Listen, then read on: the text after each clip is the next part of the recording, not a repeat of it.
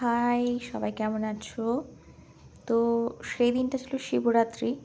শিবরাত্রির একটা ছোট ভিডিও বানিয়েছিলাম। আর পরে এডিট করা হয়নি বলে পোস্ট করাও হয়নি আমার। একটু দেরি হয়ে গেছে।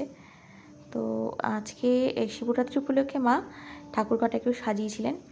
আর শিবরাত্রিতে সব রকম ফুল, বেলপাতা, ডাবের জল, গঙ্গা জল, দুধ সব কিছু, সিদ্ধি, ঘি, মধু সব কিছু দিয়ে মা সব 3টে ঘটি রেডি করে রেখে দিয়েছেন। আমরা যাব এরপরে মন্দিরে জল ঢালতে। তো এগুলো সব রেডি করে রেখেছেন, আমরা খালি নিয়ে যাব। আর মন্দিরে যাওয়ার আগে আমি একটু এসেছি ঠাকুরকে জল দিতে। ঘরের ঠাকুরকে জল না দিলে তো আর ভালো লাগে না। তো ঘরের ঠাকুরকে জলটা দিয়ে তবেই আমি মন্দিরে যাব ঠাকুরকে জল ঢালতে। তো সেই জন্য আমি এসেছি। ঠাকুরঘরটা তাও আরেকবার দেখাচ্ছিলাম। ঠাকুরঘরটা তোমরা যদিও দেখেছো আগেই কথা হয়েছে। ঠাকুরের সিংহাসন, ঠাকুর কোথায় থাকেন সব তোমরা আগেই দেখেছো। চলো এবার জলটা ঢেলে মন্দিরের দিকে যাওয়া যাক। মন্দিরে এসেছি। এটা হচ্ছে আমাদের একটা বড় মন্দির। এখানে কালী ঠাকুরের মন্দির, শিব মন্দির আর শনি ঠাকুরের মন্দির, এই 3টে মন্দির একসঙ্গে আছে। 3টে মন্দির আলাদা। এবার শিব ঠাকুরের মন্দিরটা আগে ছোট মন্দির ছিল, তো এখন ওটা কনস্ট্রাকশন হচ্ছে এবং ওটাকে বড় করছে মন্দিরটাকে। তো অনেক দিন যাইনি, এখন যাচ্ছি বেশ কিছুদিন পরে। যদিও বাড়ির খুব কাছেই মন্দিরটা, আর সন্ধেবেলা বেশ বাচ্চারা খেলা করে এখানে, কিন্তু আমাদের প্রায় আসাই হয় না। ওই পুজোর সময় কোনো পুজো পারপাসে বা পুজো দিতে এলে তখন আসা হয়, আদারওয়াইজ আসাই হয় না। তো এখন আমরা যাচ্ছি, প্রথমে যাবই শিব মন্দিরে, তারপর ফেরার পথে কালী মন্দিরে যাব। তো শিব মন্দিরের দিকে যাচ্ছি। শিব মন্দিরটা একটু বড় করছে। আর এখানে না মন্দিরের সাথে সাথে জায়গাটা যেহেতু অনেকটা বড়, মন্দিরের সাথে সাথে একটা কমিউনিটি হল আছে। এখানে বিয়েবাড়ি, অন্নপ্রাশন এবং যাবতীয় যা যা অনুষ্ঠান পর্ব আছে সব কিছুর জন্য ভাড়াও দেওয়া হয়।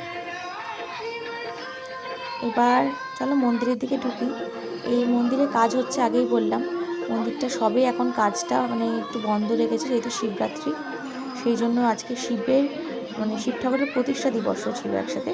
প্রতিষ্ঠা দিবস না, প্রতিষ্ঠা ছিল আর কি। তো সকালে ওনারা প্রতিষ্ঠা করেছেন, তারপরে এখন জল ঢালা শুরু হয়েছে শিব ঠাকুরকে। তো বেশ বড় করেছেন। আগের মন্দিরটা অনেকটাই ছোটো ছিল। এখানে দেখছো যজ্ঞ হয়েছে একটু আগে। বেশ বড় ছিল, বড় করেছে মন্দিরটা। আগে শিব ঠাকুরও ছোটো ছিল, প্লাস মন্দিরও ছোটো ছিল। এটা একটা ভালো ভালো ভালো পয়েন্ট, কেননা অনেকে মিলে বসতে পারবেন এখানে, নাহলে বসার খুব অসুবিধা ছিল। তো যাই হোক, আশা করি খুব সুন্দরই হবে দেখতে এটা। এবার চলো জলটা ঢালি। আর জল ঢালতে আর বেশি কথা বলা ঠিক হবে না, চলো জলটা ঢেলে নিই। ওম ত্র্যম্বকং যজামহে সুগন্ধি পুষ্টিবর্ধনম উর্বরকমিব বন্দনাম মৃত্যুমুক্ষাৎ মামৃতাৎ। এটা হচ্ছে মহামৃত্যুঞ্জয় মন্ত্র। এই মন্ত্র উচ্চারণ করলে সমস্ত বাধা বিপত্তি সমস্ত কিছু কেটে যায়, এবং খুব স্ট্রং কিছু মন্ত্র আছে পৃথিবীতে। তার মধ্যে মহামৃত্যুঞ্জয় মন্ত্র শিব ঠাকুরের, সেটা খুবই উপকারী একটি মন্ত্র।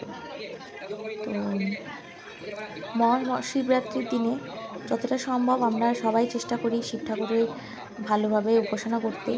তো মহামৃত্যুঞ্জয় মন্ত্রটি উচ্চারণ করাটা এই সময় ভীষণভাবে দরকার এবং ভীষণভাবে ভালো মহামৃত্যুঞ্জয় মন্ত্র উচ্চারণ করা।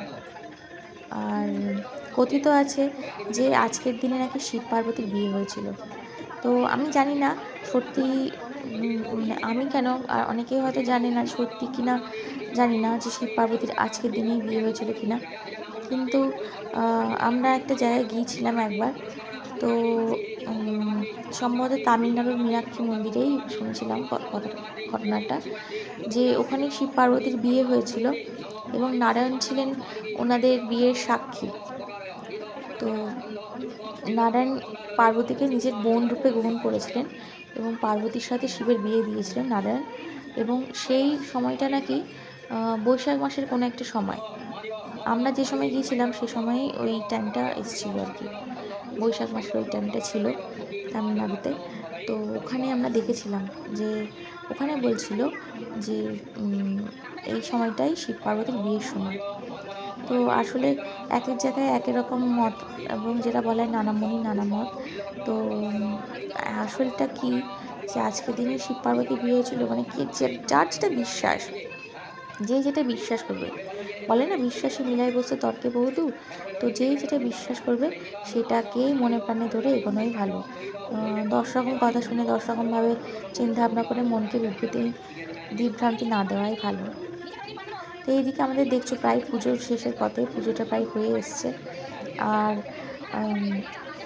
ফলমূলাদি সব প্রসাদ টোসাদ এবং মিষ্টান্ন সব দেওয়া হয়ে গেছে।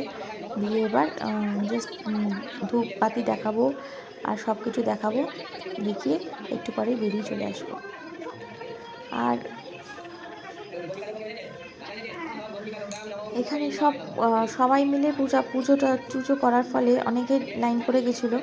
তো অনেকেই বলছিল যে তাড়াতাড়ি করুন তাড়াতাড়ি করুন, কিন্তু যেটা হয় পুজো করতে বসলে, এবং ঠাকুরমশাই এখানকার খুব ভালো, যার জন্য উনি না খুব ধৈর্য সহকারে পুজো করছেন। এখানে অনেকগুলি ঠাকুরমশাই আছেন, তার মধ্যে 2টো ঠাকুরমশাই ভীষণ ভালো, এবং ওনারা বেশ ধৈর্য সহকারে পুজো টুজো করান, সব রকম নিয়মকানুন মেনে সব কিছুতেই পুজোটা করান ভালোভাবে, যার জন্য খুব ভালো লাগে পুজো করতে। পুজো শেষে আমরা বেরোলাম, একটু কালী মন্দিরের দিকে এলাম। কালী মন্দিরে এসে এই চারপাশটা তোমাদেরকে একটু ঘুরে দেখাই। এখানে বেশ সুন্দর করে কারুকার্য করা আছে, আর জায়গাটা অনেকটা বড়। এখানে সন্ধেবেলা সন্ধ্যা আরতি হয়, এবং এখানে বসে থাকতে যে কী ভালো লাগে আমার, সত্যি বলতে মানে বলার মতো নয়, খুব ভালো লাগে এখানে বসে থাকতে। আর এই হচ্ছে মাকে সত্যি খুবই সুন্দর দেখতে। যতই দেখি আমি যেন তাকিয়েই থাকি মায়ের দিকে। আমার কেন জানি না মনে হয় যেন সারাদিন মায়ের দিকে তাকিয়ে থাকি।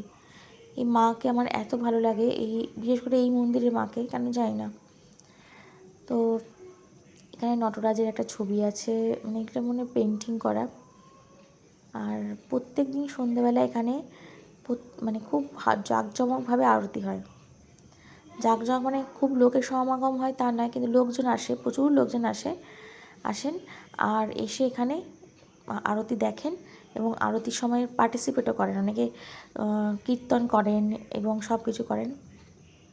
তারপরে দুপুরবেলা বাড়ি ফিরে এসে এখন মা মাখছে সাবুর জন্য এখানে নিয়ে নিল মা বাতাসা, সাবুতে দিল। তার সাথে এখন দেবে হচ্ছে দই।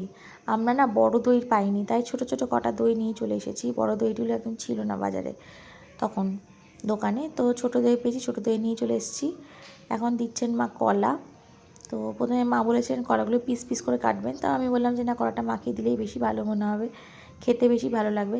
আর আমি একটু সাবু খেতে ভীষণ ভালোবাসি, এটা মিথ্যা কথা বলে লাভ নেই, আমি ভীষণ ভালোবাসি সাবু খেতে।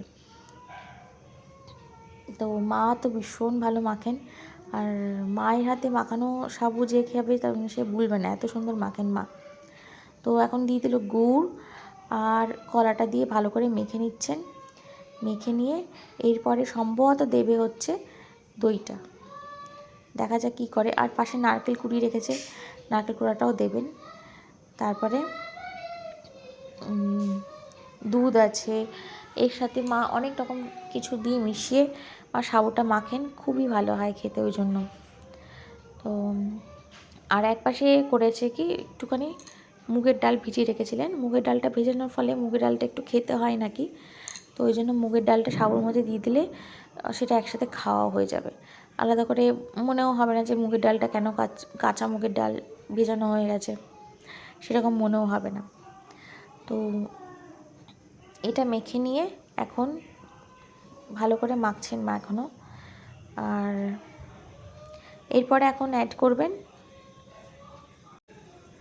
যেহেতু কলাটা ভালো করে মাখতে বলেছিলাম ওই জন্য এটা মাখতে অনেকটা টাইম চলে গেল। এরপরে নারকেল কুড়ো অ্যাড করে দিলেন, নারকেল কুড়ো দিয়ে ভালো করে এটা মাখিয়ে নিলেন। আর তার সাথে অনেক রকম ফল দেওয়ার কথা হচ্ছিল, কিন্তু আমরা কেউ আর চাইছিলাম না যে সব রকম ফল কিছু খাই।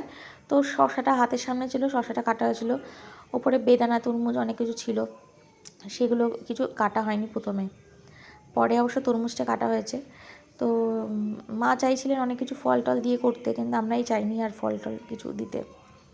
এরপরে এতে দিয়ে দিলেন দইগুলো একে একে। তো আর আরেকটা দই তো রেখে দিতে হবে, কেননা আমার ছেলে হচ্ছে দইয়ের পোকা। মিষ্টি দই, স্পেশালি মিষ্টি দই, ও টক দইও খায়, কিন্তু মিষ্টি খেতে আমার ছেলে ভীষণ ভালোবাসে, যেটা কিনা একদমই হেলদি নয়, সেটা আমি জানি। কিন্তু কিছুতেই মানে আমিও নিজে রেজিস্ট হতে পারি না নিজেকে মিষ্টি খেতে, ওকেও পারি না। তো মিষ্টি খেতে, মিষ্টির জন্য ওই জন্য মিষ্টি দইটা রেখে দেওয়া হয়েছে ওর জন্য। এখন দেওয়া হচ্ছে ছাতু, ছাতু দিয়ে ভালো করে মাখা হবে এটা। আর আর জানি তো ছাতু অনেকটা শরীরের কী হয়, এনার্জিটা নিয়ে আসে ছাতু।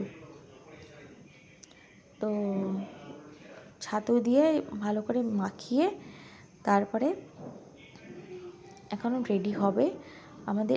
আর একটা জিনিস এখনও বাকি রয়ে গেছে, সেটা হচ্ছে দুধটা এখনও বাকি রয়ে গেছে। দুধটা দিলেই তবে হচ্ছে কমপ্লিট হবে এটার খাবারটা, মানে